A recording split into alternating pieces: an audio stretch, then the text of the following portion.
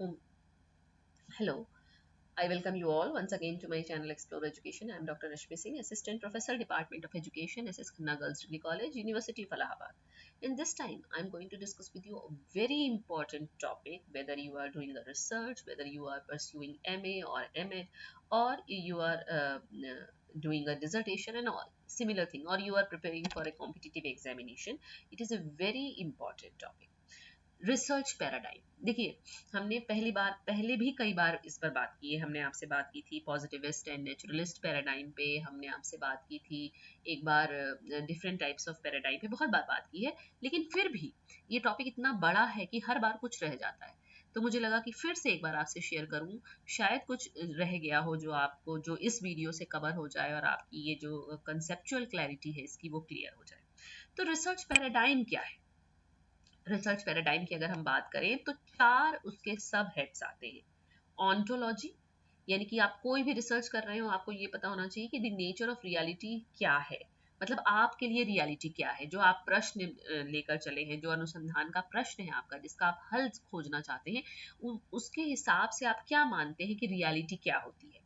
फिर आप क्या समझते हैं कि relationship between the inquirer and what is known, ये एपिस्टेमोलॉजी है, ज्ञान मीमांसा, कि आप ये क्या क्या मानते हैं कि क्या सह संबंध है वो जो खोजने जा रहा है, यानी कि अनुसंधान करता है, इंक्वायरर है, एंड व्हाट इज नोन, और जो खोजा जाना है उसके बीच में क्या संबंध है, आप क्या मानते हैं।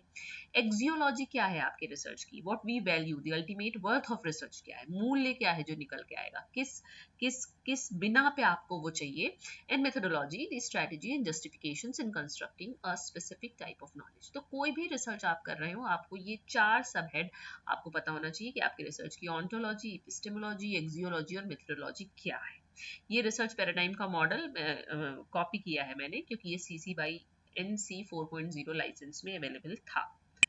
अब रिसर्च पैराडाइम की बात करें तो हम लोगों ने ये भी पढ़ा है कि पैराडाइम का जिक्र सबसे पहले थॉमस कुन ने किया, वो पैराडाइम शिफ्ट की बात की। लेकिन फिर से शुरू तो यहीं से करना पड़ेगा कि in the structure of the scientific revolutions, American philosopher Thomas Kuhn 1962 first use the word paradigm to mean a philosophical way of thinking. मतलब पैराडाइम क्या है, एक सोचने का एक फिलोसॉफिकल वे, एक दार्शनिक रास्ता है। The word has its etiology in Greek where it means pattern. अगर ग्रीक में जाएं इसको देखने तो इसका मतलब होता है एक पैटर्न, एक नमूना, किस तरह से आप चलेंगे। In educational research the term paradigm is used to describe a researcher's world view. अगर हम शैक्षिक अनुसंधान में पैराडाइम का मतलब देखें तो इसका मतलब होता है रिसर्चर कैसे देखता है अपने संसार को, मतलब वो समस्या ही उसका संसार है। This world view is the perspective, उसका पर्सपेक्टिव क्या है, थिंकिंग क्या है, किस स्कूल ऑफ थॉट से वो प्रभावित है, कौन सा उसका शेयर्ड बिलीफ है, दैट इन्फॉर्म्स द मीनिंग और इंटरप्रिटेशन ऑफ रिसर्च डेटा, क्योंकि वही जो रिसर्च डेटा उसको मिलेगा उसको वो प्रभावित करेगा। और as Lather explains, a research paradigm inherently reflects the researchers believes about the world that he और she lives in and wants to live in, है ना। रिसर्च पैराडाइम क्या है, एक रिसर्चर का बिलीफ है अबाउट द वर्ल्ड, संसार के बारे में रिसर्चर क्या सोचता है, किस तरीके के संसार में वो रहता है या रहना चाहता है। तो ये तो हुई रिसर्च पैराडाइम की बात। अब हम बात फिर वही करने जा रहे हैं आपसे, पॉजिटिविज्म। पिछली बार के जिक्रों में लॉजिकल पॉजिटिविज्म रह गया था, लॉजिकल पॉजिटिविज्म आएगा और उसके बाद पोस्ट पॉजिटिविज्म आएगा। देखिए, कई बार क्या होता है, कई बार ही मोस्टली ऐसा होता है, जब हम लोग क्लास में पढ़ते हैं, जब हम स्टूडेंट होते हैं, जब हम रिसर्च नहीं कर रहे थे, मतलब हम BA MA कर रहे होते हैं, MEd कर रहे होते हैं जनरली, तो हम विषय को अलग अलग पढ़ते हैं। मतलब ये फिलोसफी है, ये साइकोलॉजी है, ये रिसर्च मेथोडोलॉजी है।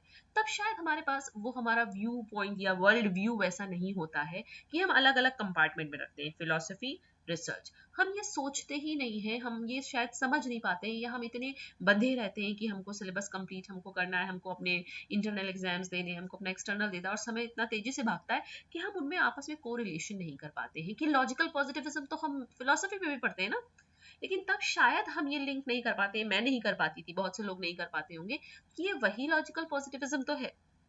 जब हम पॉजिटिविज्म की बात सोशल साइंसेज में, सोशियोलॉजी में करते हैं, जब हम बात करते हैं, या ऑगस्ट कॉम्टे ने इसको जिक्र किया, शुरुआत की, तो हम इसको रिसर्च से शायद नहीं जोड़ पाते हैं।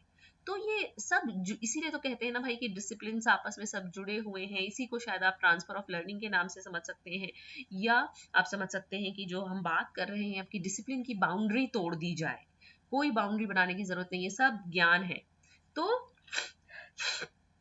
लॉजिकल पॉजिटिविज्म हम पहले भी पढ़ते थे, हमने फिलोसफी में भी उसका वीडियो बनाया है, लेकिन पॉजिटिविज्म के बाद लॉजिकल पॉजिटिविज्म आता है, लॉजिकल पॉजिटिविज्म के बाद पोस्ट पॉजिटिविज्म आ रहा है, और बीच में भी कई हैं, क्रिटिकल रियलिज्म, इस तरीके के हैं, बट वो are not so very important. जो बात होगी, बात लॉजिकल पॉजिटिविज्म की भी बहुत नहीं होती, बात हम लोग यही करते हैं कि positivist approach, post positivist approach, जब हम रिसर्च की बात करते हैं तो, लेकिन बीच में एक लॉजिकल पॉजिटिविज्म का भी दौर रहा है।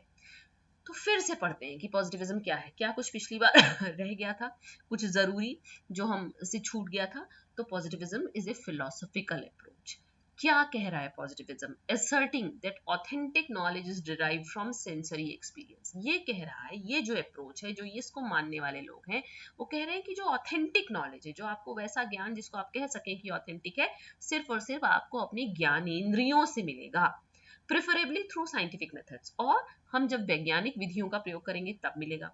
In its essence, positivism advocates that our knowledge of reality is firmly rooted in observable and measurable phenomena। इसका मतलब पॉजिटिविज्म एडवोकेट करता है कि जो नॉलेज ऑफ रियलिटी है, मतलब पॉजिटिविज्म के हिसाब से रियलिटी क्या है, ऑब्जर्वेबल और मेजरेबल फिनोमेना में, यानी कि यथार्थ क्या है, सत्य क्या है, ट्रुथ क्या है, वो जिसको हम देख सके, जिसको हम नाप सके, रादर देन एब्स्ट्रैक्ट थ्योराइजेशन और मेटाफिजिकल स्पेकुलेशन। मेटाफिजिक्स में हम क्या बात करते हैं, संसार क्या है, मृत्यु के बाद क्या होता है, रियलिटी क्या है, ईश्वर क्या है, ये मेटाफिजिकल स्पेकुलेशन को बिल्कुल दरकिनार करता है positivism. Positivism is based on the rationalistic empiricist philosophy, यानी जहां तर्क काम देंगे, जहां आपकी इंद्रियां काम देंगी, उस फिलोसफी पे बेस्ड है ये, that originated with Aristotle, Francis Bacon, John Locke, Auguste Comte and Immanuel Kant। इतने लोगों का नाम, और भी बहुत सारे लोग, ये मुख्य हैं जिनका नाम पॉजिटिविज्म से जुड़ता है। The underlying assumptions of positivism include the belief that the social world can be studied in the same way as the natural world। ये जो पॉजिटिविज्म का अंडरलाइंग एजम्पशन है, क्योंकि आपको पता है कि ऑगस्ट कॉम्टे जो सोशियोलॉजी के जनक माने जाते हैं, उनका ही दिया हुआ है ये। तो उन्होंने ये माना कि जो सामाजिक संसार है, उसको भी आप उसी तरीके से अध्ययन कर सकते हैं जैसे कि आप प्राकृतिक संसार का करते हैं। That there is a method for studying the social world that is value free. इन्होंने कहा कि आप सामाजिक संसार का भी वैल्यू फ्री होके मेजर कर सकते हैं। मतलब क्या है, मतलब वैल्यू नहीं लगी है तो मैं जैसे मेजर करूंगी वैसे ही आप भी मेजर करेंगे, वैसे ही कोई तीसरा भी करेगा। And that explanations of A causal nature can be provided, और आप उसका कारण और प्रभाव का बता सकते हैं कि ये कारण है, उसका ये प्रभाव है। So positivists made claims that scientific knowledge is utterly objective and that only scientific knowledge is valid, certain and accurate। तो पॉजिटिविस्ट्स जो थे, उन्होंने क्या दावा किया, उन्होंने कहा कि जो वैज्ञानिक ज्ञान है वो पूरी तरीके से वस्तुनिष्ठ है, उसमें किसी व्यक्ति की व्यक्तिनिष्ठता नहीं आती है, और जो साइंटिफिक नॉलेज होता है सिर्फ वही वैध, सुनिश्चित और सही होता है। ये मानते थे पॉजिटिविज्म वाले पॉजिटिविस्ट, और बहुत सालों तक रिसर्च इसी हिसाब से होती रही। देखिए, चूंकि ये थोड़ा समझाने वाला मैटर है तो वीडियो लंबा हो जाएगा, इसकी स्लाइड्स भी ज़्यादा है, तो उसको आप समझने की कोशिश कीजिए, इसको जल्दी पढ़ने से नहीं होगा। फिर कॉम्टे ने और क्या कहा, कॉम्टे पोस्टुलेटेड दैट एक्सपेरिमेंटेशन, देखिए 1856 में कॉम्टे बात कर रहे हैं, मतलब अगले 25 साल में 200 साल पहले की बात है।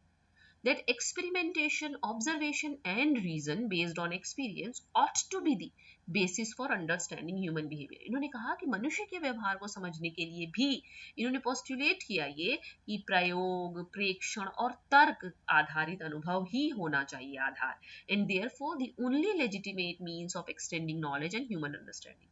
तो यही वैध तरीका है मनुष्य की अंडरस्टैंडिंग और नॉलेज को अध्ययन करने का, ऐसा कॉम्टे साहब ने कहा।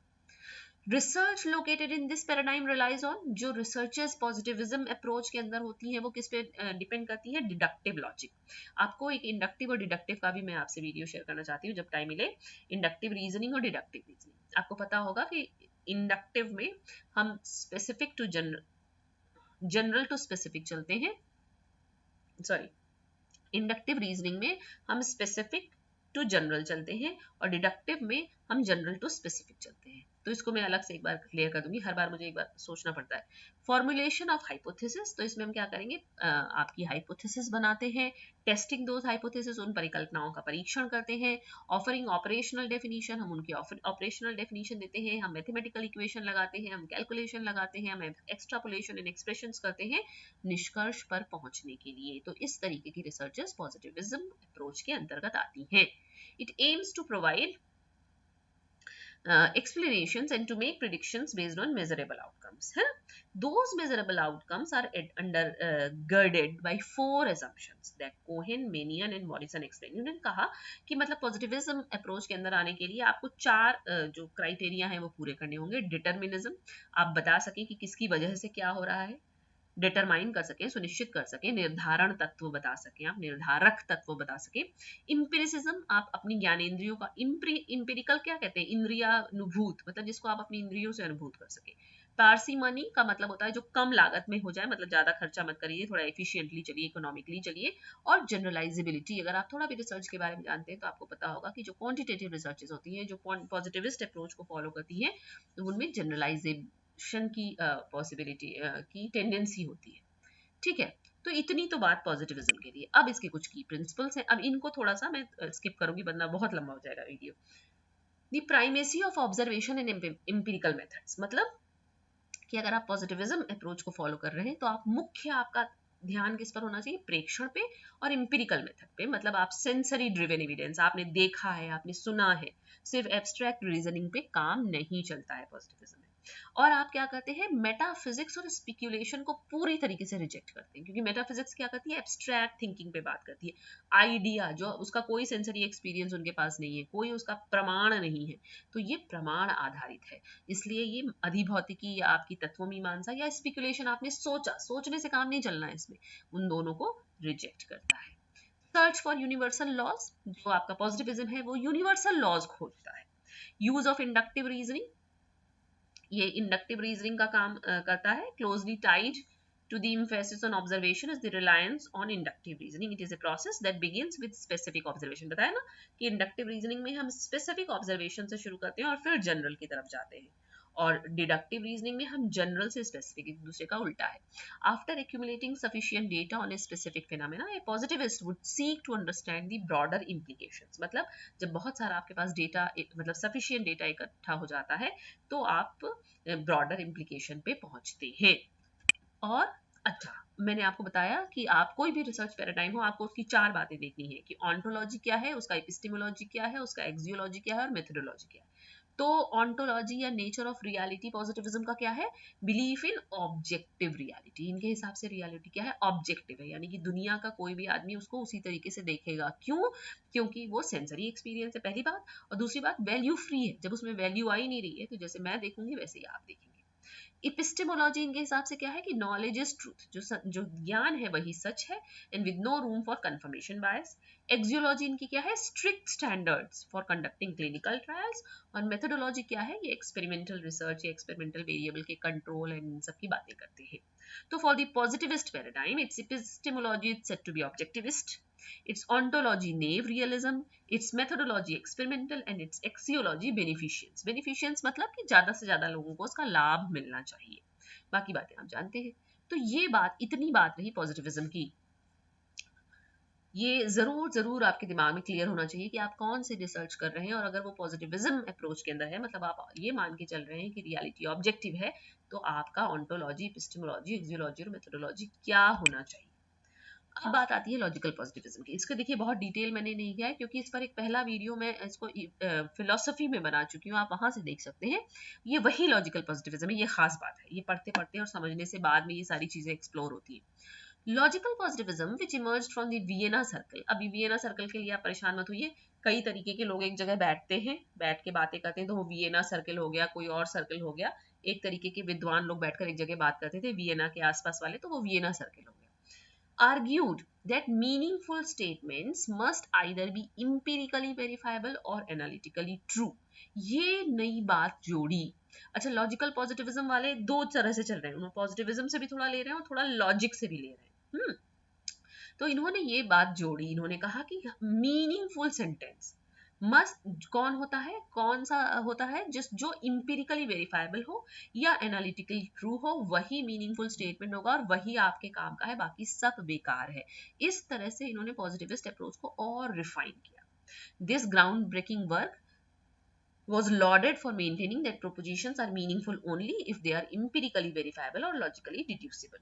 या आप उसको इंपिरिकल तरीके से उसको सिद्ध कर सके या लॉजिक की तरह से उसको डिड्यूस कर सके, सिर्फ वो बातें सही हैं, अर्थपूर्ण हैं, वो आपके प्रोपोजिशन सही हैं। The implications are vast, suggesting that a considerable portion of historical philosophical discourse was in fact baseless। मतलब इनके ये थ्योरी आने के बाद, ये इज्म आने के बाद क्या हुआ कि लोगों को लगा कि इतना सारा हिस्टोरिकल और फिलोसॉफिकल डिस्कोर्स तो बेकार हो गया।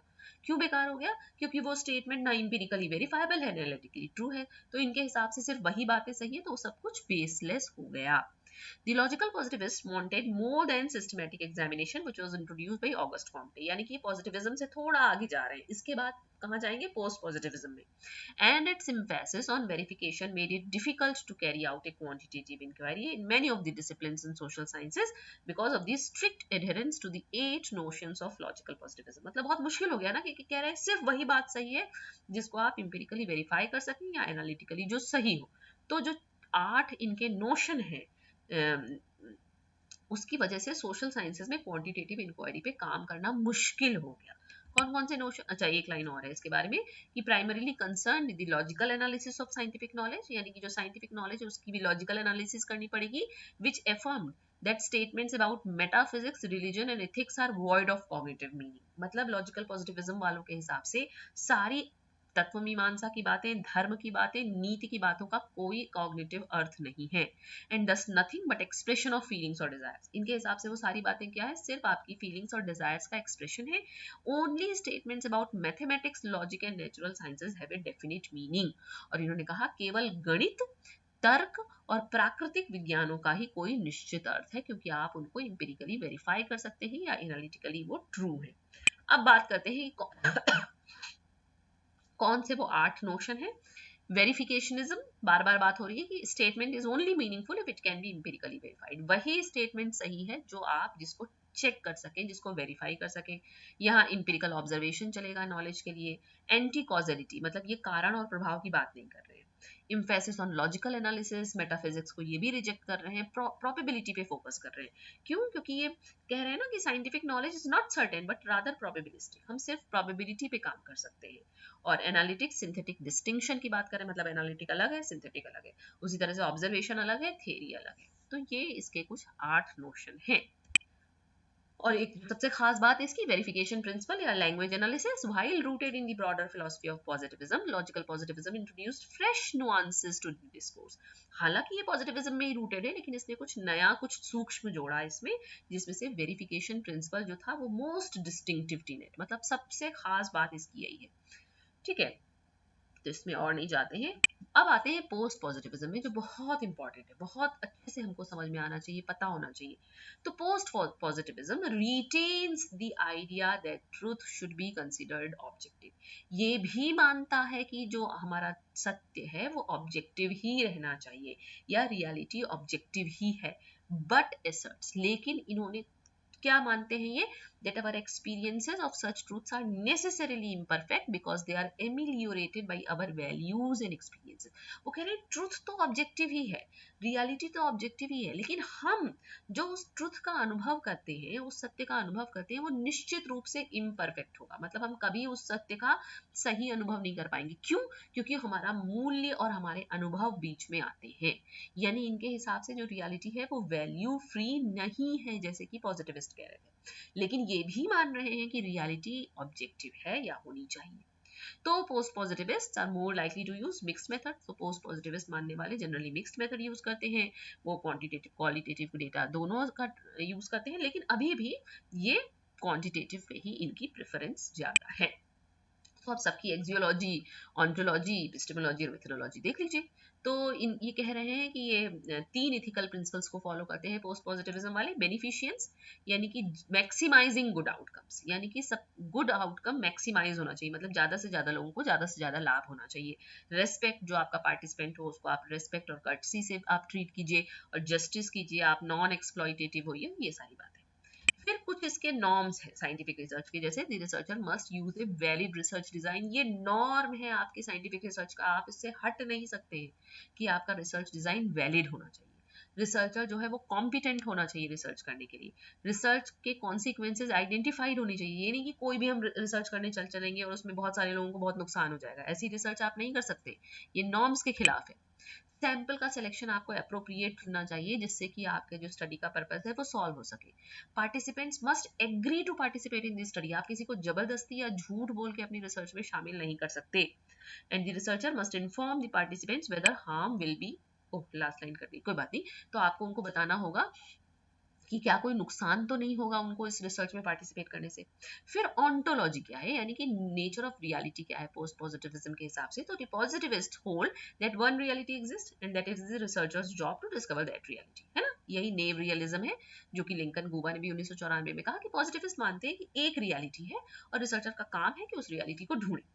The post-positivist concur that a reality does exist. उन्होंने कहा reality है, but argue that it can be known only imperfectly because of the researchers' human limitations. क्योंकि हम human है ना, हमारी limitations है, हमारे values आएंगे, हमारे biases आएंगे, हमारे assumptions आएंगे बीच में। इसलिए researchers can discover reality within a certain realm of probability. इसलिए जो रिसर्चर है वो रियलिटी को सिर्फ एक निश्चित डिग्री की संभाव्यता के अंतर्गत ही हम कर सकते हैं। मतलब हम यही बता सकते हैं कि 95% ये सही है, या 90% सही है, या 99% सही है। 100% सही हम नहीं निकाल सकते हैं। They cannot prove a theory, but they can make a stronger case by eliminating alternative explanations. Epistemology क्या है? जैसे कि अर्ली पॉजिटिविस्ट थिंकिंग में the researcher and the participants in the study were assumed to be independent, that is they did not influence each other. भाई objective है ना positivist के हिसाब से, तो ना रिसर्चर रिसर्च को प्रभावित कर रहा है, ना रिसर्च रिसर्चर को प्रभावित कर रही है। लेकिन post positivist modified this belief by recognising that the theories, hypothesis and background knowledge held by the investigator can strongly influence what is observed. Post positivist मान रहे हैं कि जो रिसर्चर है आपका, वो जो थ्योरी मानता है, जो उसने हाइपोथेसिस बनाई है, जो उसका बैकग्राउंड नॉलेज है, वो निश्चित रूप से उसको प्रभावित करेगा जो वो ऑब्जर्व करने जा रहा है। तो इस तरीके की बातें हैं। और मेथोडोलॉजी में पॉजिटिविस्ट जो है वो मेनली एक्सपेरिमेंटल मेथड उन्होंने बोरो कर लिया नेचुरल साइंसेज से और उसी से काम चला रहे हैं। लेकिन पोस्ट पॉजिटिविस्ट वो मानते हैं कि rigorous application of the scientific method were difficult if not impossible to achieve in many educational and psychological research studies. तो वो अब कहते हैं कि पूरा एक्सपेरिमेंटल मत करिए, या कर ही नहीं सकते क्योंकि आप इम्परफेक्ट हैं, तो कोई ऐसी एक्सपेरिमेंटल कर लीजिए, है ना। या आप थोड़ा सा कुछ क्वालिटेटिव कर लीजिए, कुछ इस तरह से कर लीजिए ना। Although qualitative methods can be used within this paradigm, quantitative methods tend to be predominate. ये बात हम लोगों ने कर ली है। और ये कुछ रेफरेंसेस, मुझे लगा बहुत लंबा ना हो जाए तो बहुत लेंदी हो जाएगा तो आप सुनेंगे ही नहीं अंत तक। तो ये रेफरेंसेस है, बहुत सारा मैटर है, अभी भी बहुत सारी बातें छूट गई, लेकिन फिर भी मुझे लगा कि मुझे फिर से शायद कुछ रह गया हो तो आपको क्लियर हो जाए कि व्हाट इज रिसर्च पैराडाइम। ये तो शुरुआती है, ये तो मतलब क्वांटिटेटिव वाले, अब तो क्वालिटेटिव के शुरू होंगे, जिसमें से कई नाम से मिलते हैं। देखिए कहीं आपको इंटरप्रेटिविस्ट मिलेगा, कहीं आपको कंस्ट्रक्टिविस्ट मिलेगा, कहीं आपको नेचुरलिस्ट मिलेगा, तो समय मिलेगा तो इसका भी अंतर आपसे डिस्कस कर लूंगी। Okay, so these are the references. आप और बहुत बहुत बहुत कुछ पढ़ सकते हैं इसके बारे में। ओहो, इसकी लास्ट स्लाइड बनने से रह गई, जल्दी जल्दी में काम होता है तो ऐसे ही होता है। चलिए, so thank you and don't forget to like and subscribe my channel Explore Education. I have done from my side.